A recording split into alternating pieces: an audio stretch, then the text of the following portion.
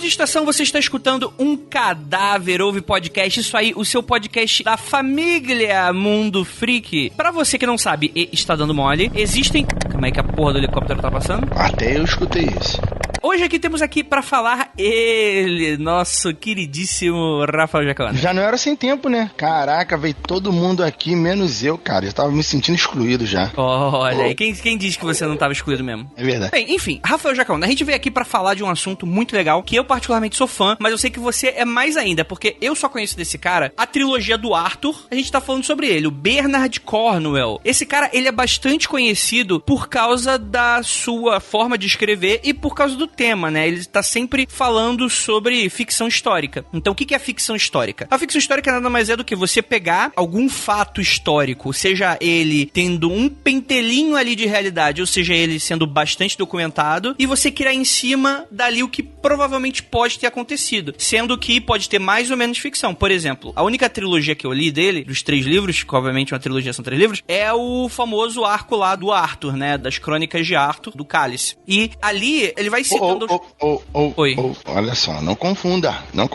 Rei do Inverno, a trilogia de Arthur, com a trilogia do Grau. Ah, é diferente? São outro livro, completamente diferente. Ah, tá bom, então eu não vou cometer esse erro. Qual que você leu? É a trilogia de Arthur? Então não tem nada a ver com cálice sagrado, não. Então, beleza. Então eu tô viajando. Mas foi o Rei do Inverno, Inimigo de Deus e o Excalibur. outro... O Excalibur. São esses 3 livros que compõem essa trilogia do Arthur, né? Que ele vai contar um pouco sobre a vida, a obra e história do Arthur. Pra quem não sabe, as lendas arturianas, elas são basicamente mito, folclore inglês. Não existe grande parte do que tá colocado ali. Mas o que acontece? Existem alguns achados históricos que falam que é muito provável que algum Arthur tem existido. E aí, o Bernard Cornwell pega esses resquícios históricos, pega outras coisas do que estava acontecendo na Bretanha, como era chamada naquela época, como é que o povo de lá vivia. Então ele vai mesclando um pouco isso e vai costurando, e ele vai te entregar uma história, que obviamente vai ter muita da fantasia, vai ter muita coisa que é ficção sim, mas que é o que seria o mais próximo de uma realidade e não algo tão folclórico, né? E aí dá pra traçar vários paralelos com o que existe no folclore. Ele vai ser meio que um especialista nisso. Por exemplo, tem aquela série de livros que provavelmente, Rafael, você sabe, que é o dos vikings lá, né? Quando os escandinavos invadem a Inglaterra e ganham, né? Eles conseguem invadir, né? Que no Arthur eles estão invadindo ainda, tá luta ainda. Não. Mas qual é o nome dessa série? Não, calma aí. Você tá confundindo de novo.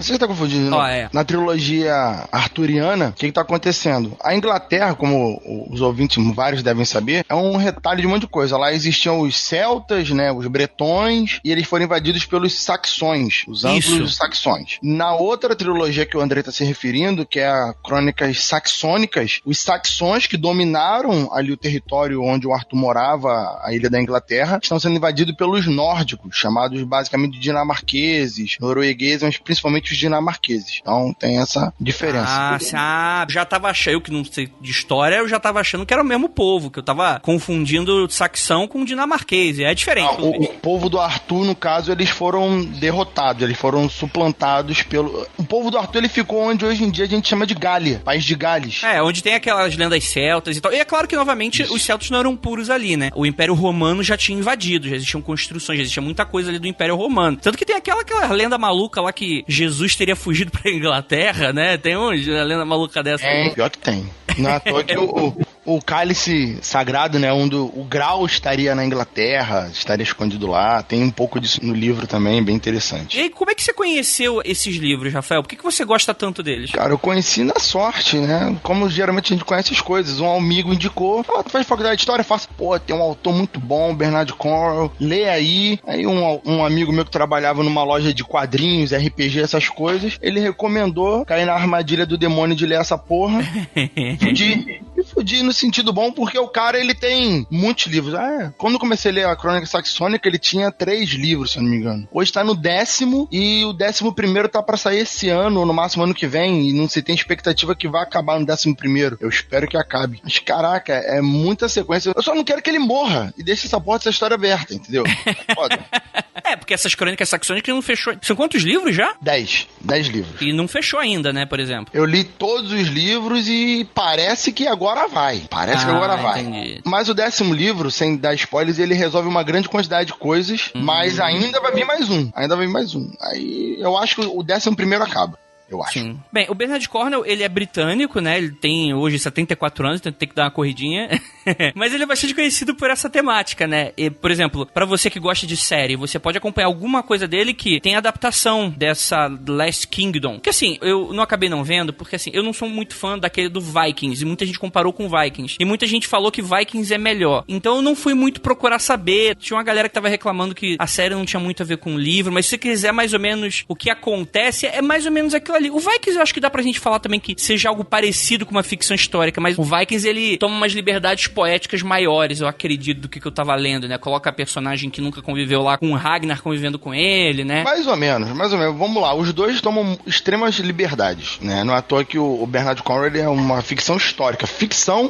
Ele pega planos de fundo existentes, personagens existentes e adiciona inúmeros personagens no romance que nunca existiram. Os próprios protagonistas, por exemplo, no Crônicas Arturianas, o protagonista da história não é o Arthur, é o Dervel, o personagem que tá vendo o Arthur, interagindo com o Arthur, mas não é o Arthur. Então a gente tem sempre isso. A pegada do seriado, O Último Reino, que vem do livro As Crônicas Saxônicas, ele é muito diferente. Parece que na primeira temporada eles economizaram muito dinheiro, então eles pegaram o primeiro livro inteiro, basicamente fizeram com 4 episódios.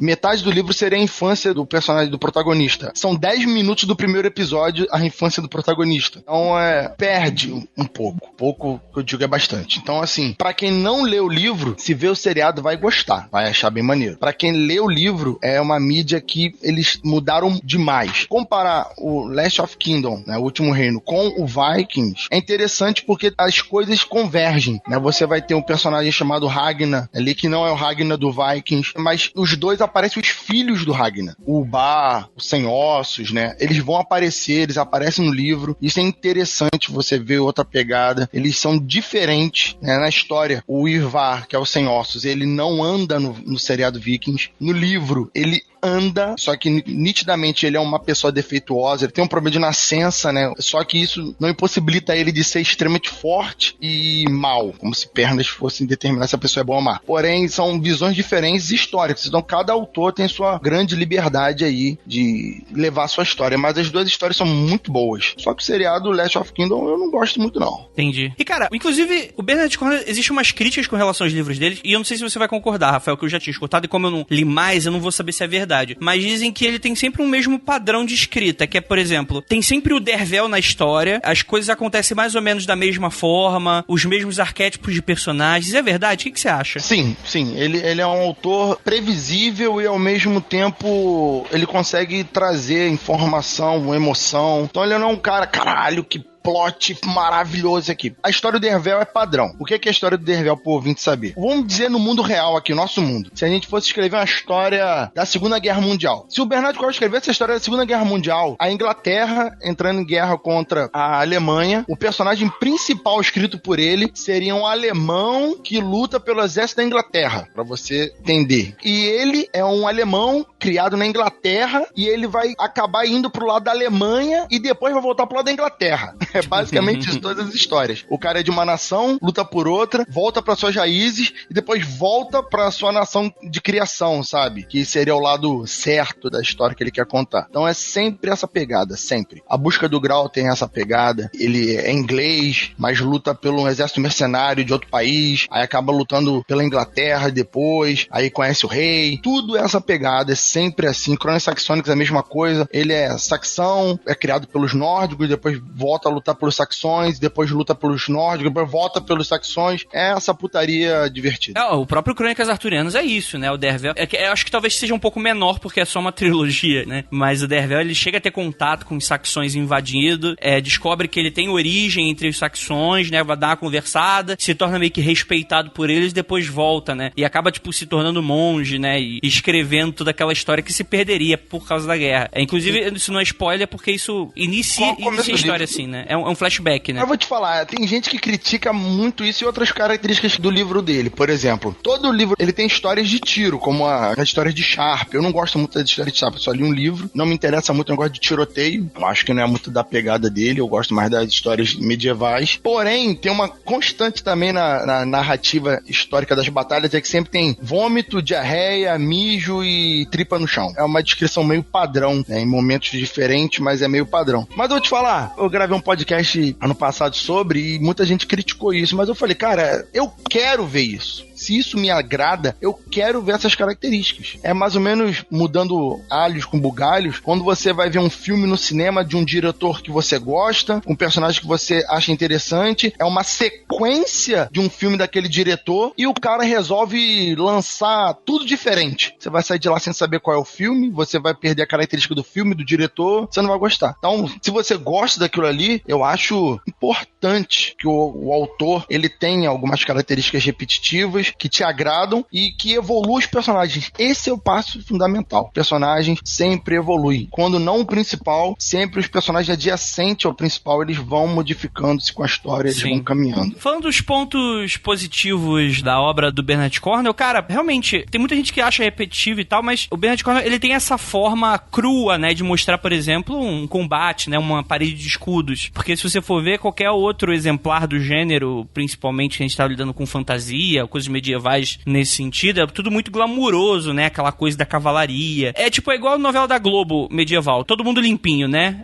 É bem isso. No Bernard Cornwell é o contrário, né? Ele mostra um pouco da pressão e da sanguinolência e da agressividade de uma batalha. Quer dizer, uma parede de escudo, cara, o seu companheiro do lado, ele é responsável pela tua vida. Se ele falhar, tu é o segundo na linha de combate, assim. É foda mostrar isso. Às vezes, quando eu leio, eu realmente não sei. Faltou essa pesquisa, eu nunca tô me perguntando agora pela primeira vez, na verdade. Será que o Bernard Cornwell serviu às Forças Armadas? Porque ele tem um carinho muito especial quando descreve esse companheirismo dos soldados, sabe? É uma coisa que a gente viu um pouco, por exemplo, na série do Justiceiro, aqueles soldados transtornados comentando. Você vê isso no próprio policiais comentando dos colegas, do pessoal do quarteto. A gente vê muito isso em filme, mas esse companheirismo, essa honra entre os amigos que servem. E ele coloca muito isso nas descrições dele entre os amigos, entre o carinho que os soldados têm um com o outro, a honra que eles têm um com o outro em servir a um comandante. É muito maneiro, bem interessante. Exatamente, né? E é aquilo, cara, tipo, às vezes você vai ficar horas em batalha. Não é, tipo, por exemplo, Segunda Guerra, tá um de frente pro outro, ou, tipo, numa trincheira cai uma bomba e mata o segundo. Não, tipo, são dois exércitos que se encontram com uma parede de escudo e beleza, quem é que vai se sobressair? É difícil, né? E aí você vê toda aquela pressão. O cara não vai, tipo, ser substituído pra fazer um xixizinho. O cara faz ali mesmo, o cara se caga todo, sangue pra caralho, né? É, tipo, parece mais nojento do que realmente é, tá bom, gente? É tudo descrito de uma maneira muito realista, a coisa toda não é gore pelo gore, mas é mais cru, né? O legal das histórias dele também, né, tem todas as partes interessantes, mas como, não sei se por um professor de história, não sei se é pelo meu estilo de pensar, eu gosto muito das coisas simples, né? Eu gosto muito do simples. O que as pessoas comiam, como viajavam, o que eles faziam nos feriados, que feriados tinham. Eu gosto de detalhes, coisas poucas, bobas, pra saber ali do cotidiano. E uma coisa que eu sempre acho interessante quando eu tô lendo é os detalhes alimentícios. E eu já penso em coisas como esse cara treinava 8 da manhã, 7 da manhã até 5 da tarde, com uma alimentação à base de queijo, pão e cerveja. Como que era esse cara? Eu penso hoje em dia em pessoas na academia. Nossa, 30 ovos por dia e suplementos e não sei o quê. E não aguenta levantar um peso numa porrada dessa, cara. Sei lá, sabe? Eu acho engraçado isso. Nós hoje em dia somos tão diferentes fisicamente que fica curioso pensar nessas coisas. Nossa, qualquer um hoje em dia, no mundo medieval desse, não ia aguentar uma caminhada, sabe? Todo mundo ia morrer rápido.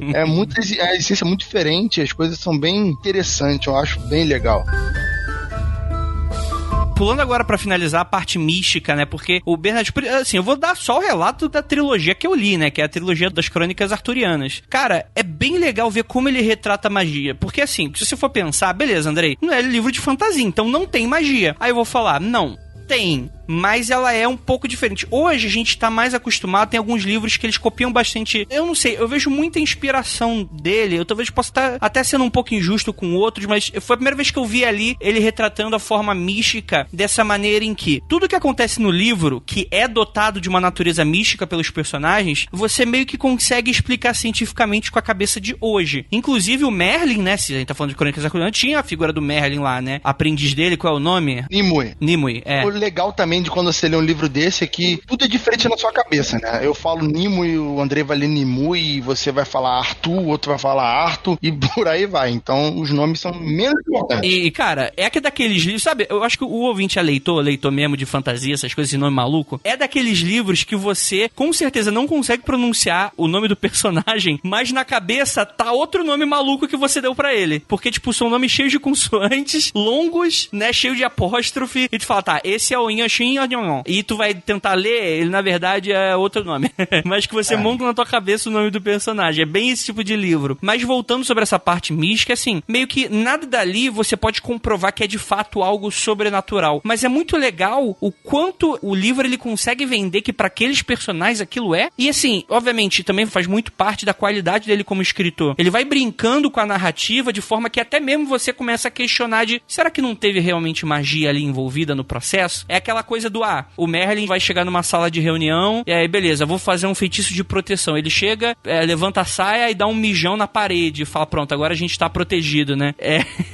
E é essa forma, né? O misticismo daquela época, né? É bem mais cru do que o Hocus Pocus que a gente vai ver numa fantasia medieval, ou no folclore arturiano, né? Sim. Da menina do lago que dá espada, esse tipo de coisa. A magia na crônica arturiana é maravilhosa. Maravilhosa em todos os sentidos que eu possa imaginar. Porque ela é extremamente isso que você está descrevendo. É incrivelmente difícil você saber do que está se tratando. Você começa no livro 1, com básico crendice, mijo na parede, e você vê aquela crença popular, né? A crendice popular tomando conta da história, e você fala, não, isso aqui é só psicológico. E boa parte é psicológico. Você começa a entender isso. Só que quando você vai chegando no segundo livro, aí você já tem uma pegada mais dramática. Você, caraca, isso aqui tá fazendo algum efeito real. Não sei. Só que quando você chega no terceiro livro, meu amigo, fudeu. Magia negra, literalmente, quando eu tô falando magia negra, é feitiçaria da pesada. E você já falou, não, isso aqui não é achismo. Então, assim, no Crônicas Arturianas ele pega pesadíssimo com o lance de magia. Começa como psicologia, né, com cabeças, cercas vivas, e tu fala, esse pessoal aí é tudo otário, acredita em qualquer coisa. Chega no terceiro,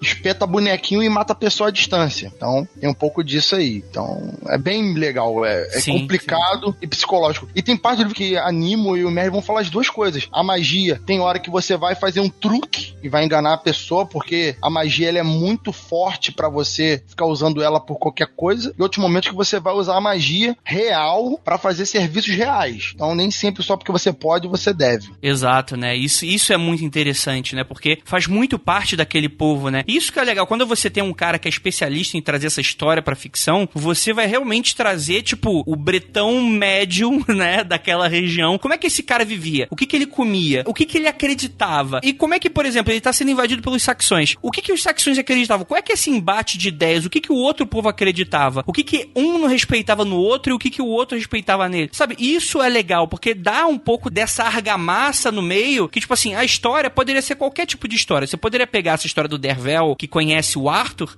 sei lá, colocar, como o Rafael falou, na Segunda Guerra, colocar um soldado alemão que nasceu na Alemanha, mas tá lutando pela Inglaterra, e vai lá e conhece Hitler, sei lá, tipo, eu comparando o Arthur com Hitler, mas sei lá, coloca outro cara aí, famoso da Segunda Guerra. Beleza, tipo, dá pra você encaixar, mas esse estudo em volta é o que dá essa riqueza pra essa história e o que deixa, beleza, muitos dos livros deles são muito parecidos entre si, mas dá um pouco dessa narrativa única, é meio Tarantino, sabe, tipo, você vai ver Tarantino, você sabe o que você tá esperando. Aqui é a mesma coisa, tem parede de escudo, vai ter um misticismo meio dúbio, né, meio borrado, coisa nesse sentido, e isso é legal. E assim, Rafael, pra finalizar finalizar de vez agora, pra quem quer ler Bernard Cornwell, onde ele começa? Cara, eu recomendo que comece por esse livro, do Crônicas Arturianas. Se você quiser um livro só, assim, não, pô, a trilogia, eu não sei se eu vou gostar, vou ler só um, você pode ler uma leitura bem fácil dele, o Azincourt. Tem todos os elementos interessantes, mas se trata de arqueiro, né, ali mais próximo de 1350, 1300 e pouco. Então você vai ter um livro único, fechadinho, que se você gostar, você vai se deliciar com os outros. Então não precisa ir numa trilogia já de cara, mas se você quiser algo com religião, embate de paganismo com cristianismo, magia pagã, coisas assim, você começa com a Crônica Arturiana, que é o melhor livro que você vai ler na sua vida, provavelmente. Olha aí. Cara, é muito, muito bom, é muito bom. Ainda mais se você for um leitor novo, você vai se pegar com todas as novidades, que não vai ser nada clichê pra você, a maioria das informações ali, porque você nunca leu ele, então você vai aproveitar muito mais essa leitura e vai... Depois me agradece, só isso que eu falo. Exatamente. Então, com essa informação, eu concordo muito com... Foi o único que eu li, mas é muito bom. Fica aí a recomendação, cara. Leia Bernard Cornwell, entre nesse mundo e é isso. Gostaria de agradecer muitíssimo a você que está escutando, nobre ouvinte, e também ao nosso queridíssimo Rafael Jacaúna. E como é que eu tava encerrando? Não mude de estação, está encerrando o Cadáver Podcast. Até o próximo. Valeu.